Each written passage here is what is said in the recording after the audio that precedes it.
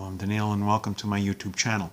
We here at the channel are continuing our series of videos with respect to information, education, inspiration, guidance, advice, and I mentioned in a previous video about Harav Hasman and his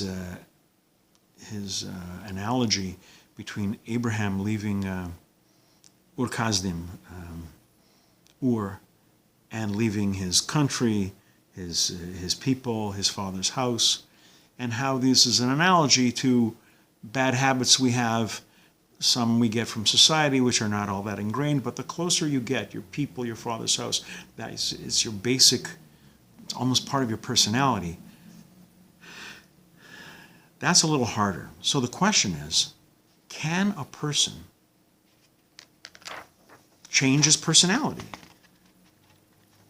You can improve certain traits, but can a person change his basic personality, change who he is? And I turn, as I so often do, to the wise words of the Vila Gaon, who writes as follows: a person cannot break his basic personality, but everyone has free will to choose how he will act within the basic structure of his personality. Whether a person will be a tzaddik, be righteous, or a rasha, a wicked person, or a Beinoni, an average person, that's up to him. The Talmud says in Masechta Shabbos, Tractate Shabbos 56a, a person who is born with a tendency, a personality trait, a tendency, for example, to shed blood, he makes his own choice as to whether he will draw blood for healing, or as a murderer, or as a butcher, or as a moil, a ritual circumciser. His choice in how he expresses his basic personality will be the key factor which determines whether he will be righteous, or a wicked person, or an average person.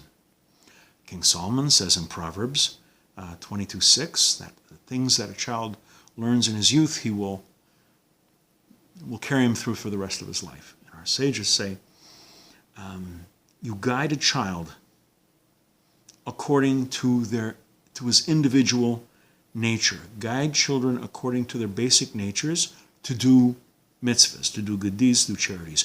When your approach is in alignment with his personality, he will continue in this positive path his entire life. The Vila Gaon goes on.